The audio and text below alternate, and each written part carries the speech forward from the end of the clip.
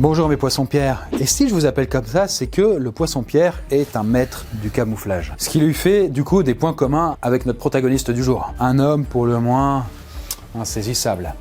Parce qu'il s'est fait connaître en 1993 à l'occasion d'un accident tragique. Il est 4 h du matin et la maison de notre personnage est en train de brûler. Les éboueurs donnent l'alerte, il y a un terrible incendie.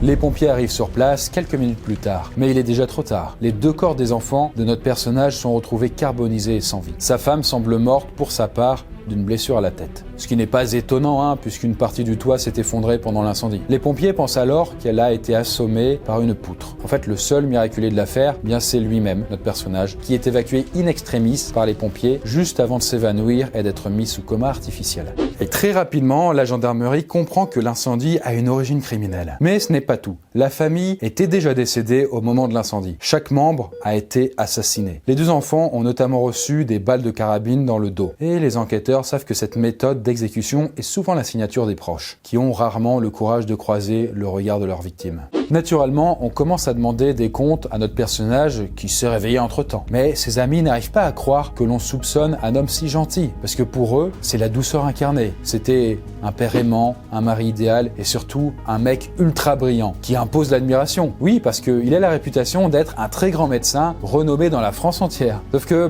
rien de tout ça n'est vrai.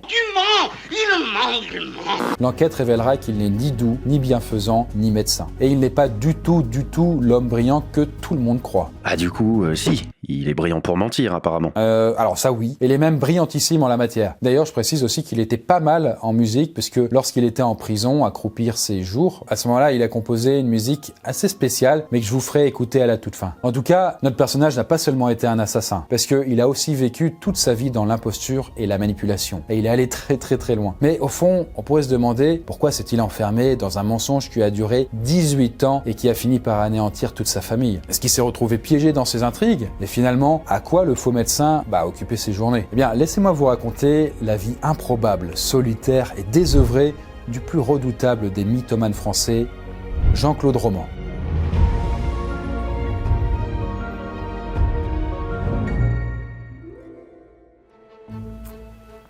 Et bien voilà, nous sommes dans le Jura, quelques jours après l'incendie, et on toque à la porte des vieux parents de Jean-Claude Roman, pour leur annoncer la catastrophe.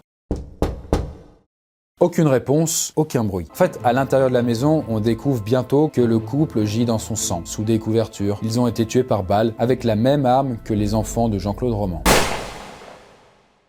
Bon, toute la famille du docteur Roman a donc été éliminée. Ce dernier est de plus en plus accablé par les faits. Surtout qu'un mot est retrouvé dans sa voiture, mot dans lequel il avoue ses crimes. L'enquête se met alors en branle. La gendarmerie veut contacter l'employeur de Jean-Claude, ou plutôt ses employeurs, car ce surdoué de la médecine se vantait de partager son emploi du temps entre l'hôpital, l'université de Dijon où il enseignait, et enfin l'OMS où il faisait une prestigieuse carrière de chercheur. Ah ouais, impressionnant. Oui, exactement. Sauf que personne ne connaît de Jean-Claude, ni à l'OMS, ni nulle part ailleurs.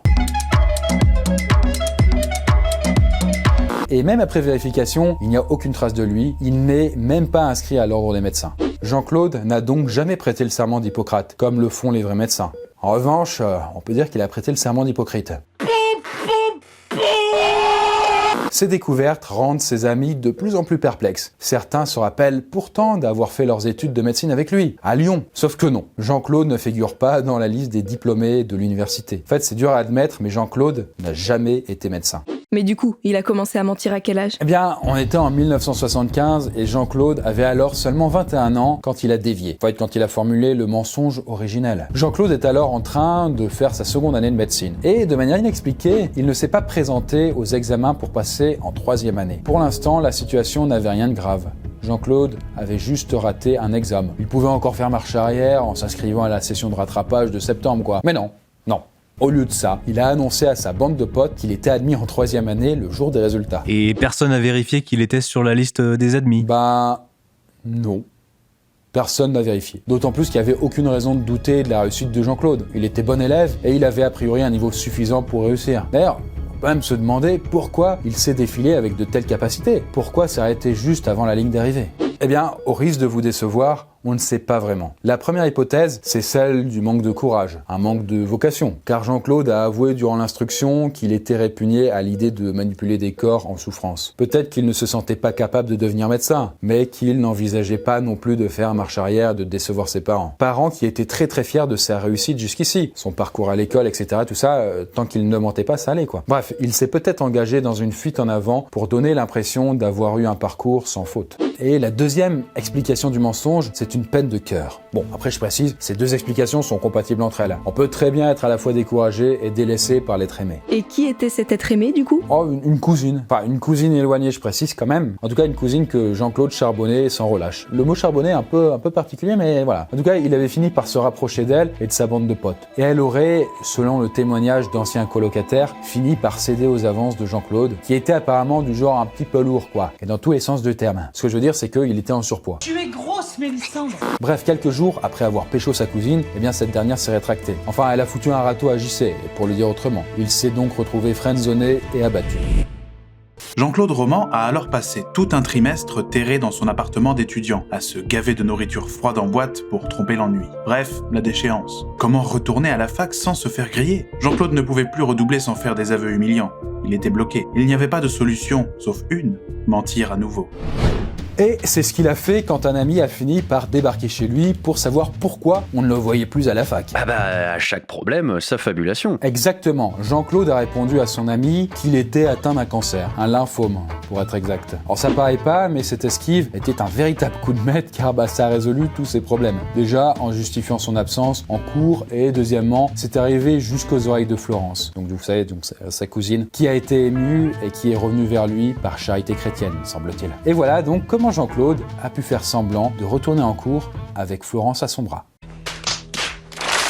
2 ans plus tard, ils étaient fiancés. Chaque année, Jean-Claude se réinscrivait en 2e année, voilà, et ses amis n'en savaient rien, car Jean-Claude faisait tout comme un étudiant en médecine l'aurait fait. Il allait aux amphis, prenait des notes, révisait avec Florence, se présentait dans le hall juste avant et après les examens. Bah c'est con de faire autant d'efforts pour même pas finir médecin au bout du compte. Ouais, c'est clairement un peu con, mais bon, en tout cas, ça fonctionnait parfaitement. Jusqu'au jour où il a été temps, de rentrer dans la vie active. Et je ne pense pas vous surprendre en vous disant que Jean-Claude a choisi de mentir pour se tirer d'affaire. Fidèle à ses habitudes. Avec ses précédents mensonges, il avait su négocier l'amour et la pitié de son entourage. Désormais, il allait s'offrir leur admiration. Et ce, en prétendant qu'il avait tout simplement été détaché en tant que chercheur auprès de l'OMS en Suisse. Puis il était aussi censé donner des cours et être interne dans une université parisienne. Un début de carrière éblouissant, quoi. Tout s'enchaîne alors. Les tourtereaux se marient et ont 2 beaux enfants. Caroline, l'aînée, est un petit peu plus timide que son petit frère Antoine. Mais tous deux sont très heureux et équilibrés. À leur naissance respective, Jean-Claude leur a offert des cadeaux de la part de son directeur de l'OMS, pour qui il travaille,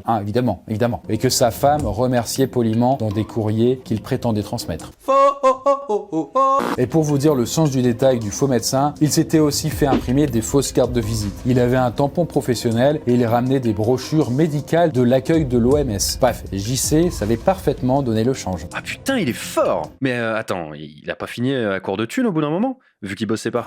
Si, un petit peu. En fait, Jean-Claude subsistait en se servant sur le compte bancaire de ses parents, sur lequel il avait une procuration. Il a aussi vendu son appartement étudiant et gardé la recette de 300 000 francs, au lieu de la rendre à ses parents. Mais le manque d'argent a quand même rapidement posé problème, car Jean-Claude n'arrivait pas à offrir mieux qu'un petit appartement loué à sa famille. Et d'ailleurs, ses amis le vannaient pas mal dessus, en lui disant qu'il passait quand même pour un radin, quoi. Oh ouais, mon gars, tu gagnes pas mal de thunes, voilà, l'OMS, tout ça, tu pourrais quand même payer un truc plus cher. Mais Jean-Claude rétorquait, en gros, qu'il voulait pas trop étaler son argent, et qu'il voulait pas élever ses enfants dans des valeurs trop bourgeoises et matérialistes. N'empêche que cette petite répartie n'allait pas suffire longtemps. Jean-Claude est donc passé à la vitesse supérieure. Là, je vous laisse deviner ce qu'il a fait. Je suis pas sûre, mais au hasard, je dirais qu'il a menti. Bravo.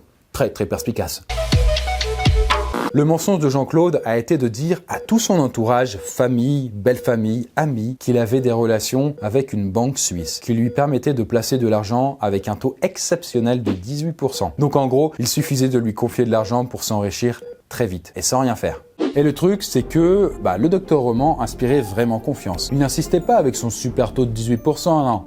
Il se contentait de lancer un hameçon, très subtilement. Il lâchait l'info et attendait qu'on revienne vers lui avec de l'argent à placer en Suisse. Un peu comme ce cher Bernard Madoff, sur qui j'avais fait une bulle et qui avait escroqué près de 50 milliards de dollars. C'était quelque chose. Monnaie.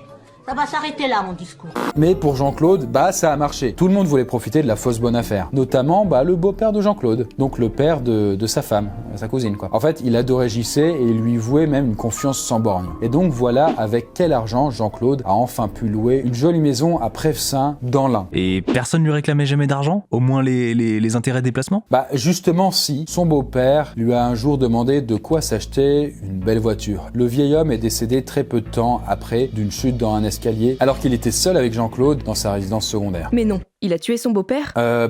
J'ai pas le droit de le dire, vu qu'il a jamais été jugé coupable, faute de preuves. Mais ça paraît vraisemblable. En tout cas, ce décès tombait à pic pour JC, puisque sa belle famille a décidé de vendre la maison secondaire où venait de se dérouler le drame. Le gendre idéal s'est alors dévoué pour gérer la vente de la maison et placer tout l'argent dans sa superbe banque suisse. Plutôt habile donc, 1 300 000 francs supplémentaires venaient de tomber dans sa poche. Le mensonge du docteur Roman était maintenant bien rodé. Chaque jour, il faisait semblant de partir travailler, après avoir emmené ses enfants à l'école. Mais en réalité, il se baladait, il s'arrêtait en forêt, dans les étages publics de l'OMS, et il passait parfois beaucoup de temps sur des aires d'autoroute, assez éloignés de chez lui, là où il n'était censé croiser personne. En fait, vous voyez, le truc insupportable qu'on appelle l'attente, c'est toute la vie de Jean-Claude. Sa vie est un temps mort dont il profite quand même pour lire des revues médicales, histoire de rester crédible dans les conversations avec ses amis médecins. Et pour l'anecdote, un jour, Jean-Claude a passé une soirée à parler médecine avec un cardiologue qui aurait dit de lui... À côté de gens comme ça, on se sent tout petit. Ah, c'est quand même un bullshitter hors pair. Ouais. Et d'ailleurs, ce qui est très fort, c'est qu'il impressionnait, mais sans se vanter. Tout le monde, en fait, saluait justement son humilité. Car effectivement, le grand docteur Roman ne se mettait pas en avant. Il parlait évidemment le moins possible, histoire de protéger son mensonge. Et ça marchait hyper bien. Pour vous dire, un soir à la télé, il a regardé un film avec sa femme qui racontait l'histoire d'un homme qui avait perdu son travail, mais n'avait pas osé le dire à sa famille. Ce personnage, dans le film, partait donc tous les matins et revenait tous les soirs en faisant semblant de bosser, exactement comme Jean-Claude. Là-dessus, on peut se dire, est-ce que ça a eu l'effet d'une révélation sur sa femme? Pas du tout! Pas du tout! Le film n'a pas marqué Florence outre mesure. Bien sûr, il y avait quand même 2-3 choses qu'elle trouvait bizarres. Elle demandait parfois à son mari pourquoi il n'invitait jamais de collègues. Ce dernier répondait qu'il préférait cloisonner vie professionnelle et vie personnelle, et que ses vieux collègues étaient des gens ennuyeux, pas marrants. Elle n'insistait pas. C'était la personnalité de Jean-Claude après tout. Il avait toujours été comme ça, en retrait. Tout ça aurait pu durer longtemps si Jean-Claude n'avait pas eu de problème d'argent. Or, il dépensait beaucoup et il commençait à être dans la merde, quoi. Il a donc entrepris quelques escroqueries supplémentaires et il a ainsi capté toutes les économies de sa maîtresse parisienne. Car il avait une maîtresse, ouais. Voilà, personne n'est parfait, quoi. C'est honteux! Et il a aussi vendu un faux médicament révolutionnaire pour traiter le cancer d'un oncle. Il lui vendait 15 000 francs la gélule. Et l'oncle en question est décédé après avoir vidé le compte d'épargne qui était prévu pour sa femme. N'empêche que l'étau se resserrait rapidement autour de Jean-Claude. Il s'est remis à faire croire à tout le monde qu'il avait un cancer pour qu'on ne l'embête pas et qu'on lui réclame pas d'argent. Mais ça ne faisait que repousser le moment où tout éclaterait. Il était aux abois. Il avait tellement ponctionné le compte de ses parents qu'ils étaient sur le point de se retrouver interdits bancaires. De plus, il est possible que sa femme ait commencé à avoir des soupçons. Un jour, elle a croisé un homme qui lui a appris, l'air étonné, qu'il avait essayé de joindre Jean-Claude à l'OMS, mais que la standardiste n'avait pas réussi à trouver son nom. C'est louche, quoi. Ça n'a pas suffi à lui faire ouvrir les yeux, mais était-elle sur le point de démasquer son mari? Eh bien, on ne le saura pas puisqu'elle est morte très peu de temps après cet épisode. Le mensonge ne pouvait plus durer longtemps, et la porte de sortie qui a été choisie par Jean-Claude a été de défoncer le crâne de sa femme avec un rouleau de pâtisserie. Le lendemain matin, c'était au tour de ses deux enfants de 5 et 7 ans, avec qui il a pris un dernier petit déjeuner devant un dessin animé. Les 3 petits cochons, pour l'info. Ma maison est de paille. Assis entre eux, Jean-Claude leur dit qu'il les aime. Et c'était apparemment réciproque, parce que dans la cuisine, les enquêteurs ont retrouvé un dessin où il était écrit « Papa, je t'aime ». Malgré tout, l'amour ne fait pas reculer Jean-Claude, qui a conduit les enfants dans leur chambre un par un, pour les y abattre avec une carabine. Le mode opératoire a été le même avec ses parents, avec qui il a pris un dernier déjeuner avant de les tuer par balle, ainsi que leur chien, Jean-Claude est allé ensuite à Paris et a essayé de tuer sa maîtresse, mais sans succès. Le 11 janvier 1993, le lendemain donc, il avalait une boîte de barbiturique périmée et mettait le feu à sa maison, à 4h du matin, après une journée passée à regarder la télé. Ça veut dire qu'il a raté sa tentative de suicide ? Les barbituriques étaient périmés. Et puis, il a également calfeutré la porte de sa chambre où il était lors de l'incendie, comme pour freiner la progression du feu. Ce qui a donné l'impression qu'il n'a pas forcément voulu mourir. Son beau-frère suppose d'ailleurs qu'il a voulu se faire passer pour une victime de cet incendie. Ce qui n'a de toute façon pas marché, puisqu'il a été jugé coupable des 5 meurtres. Lors de son procès, on s'étonne du physique et de l'attitude de Roman. Il ne colle pas au cliché du manipulateur sûr de lui, extraverti, charismatique. Au contraire, Jean-Claude ne parle pas fort. Il bredouille des phrases courtes, il a un regard doux, il donne le spectacle d'un homme misérable, un peu fou, qui n'a d'ailleurs pleuré pour la première fois qu'au moment où son chien a été évoqué. Il était apparemment son seul confident. En prison, Jean-Claude s'est soudainement dit frappé par la foi chrétienne. Il est devenu très religieux et a eu une conduite exemplaire jusqu'à sa sortie en 2019. Et d'ailleurs aujourd'hui, il a trouvé refuge dans un monastère. Si ça se trouve, il a fait ça pour manipuler les moines. Tu poses une bonne question, à laquelle même les psychiatres qui ont suivi Jean-Claude pendant 28 ans n'ont jamais tout à fait réussi à répondre. Certains l'ont décrit comme quelqu'un de très insensible, avec des tendances perverses, alors que d'autres l'ont plutôt dépeint comme un homme perdu, triste et narcissique, qui se serait enfermé petit à petit dans ses mensonges. En fait, personne ne sait vraiment qui est Jean-Claude, et peut-être qu'il l'ignore d'ailleurs lui-même. Parce qu'après tout, c'est bien le propre des mythomanes de peiner à distinguer la réalité de la fiction. Mais dans le cas extrême de cette existence entièrement fausse et vide, on peut carrément se demander s'il reste seulement la moindre part de réalité, et s'il existe finalement un vrai Jean-Claude Roman. Eh bien voilà la poiscaille. En tout cas, sachez qu'en détention, Jean-Claude a fait pas mal de choses. Il réparait des archives radiophoniques et il a d'ailleurs même passé des diplômes en informatique. Puis il a étudié la philosophie, la littérature et même le chant grégorien. Et le meilleur pour la fin, je vous l'avais dit au début, il a composé de la musique en prison. Et sur ce, je vous laisse avec un petit extrait charmant qui conclura cet épisode. D'ici là, je vous dis à la prochaine et bonne écoute. Each of the tracks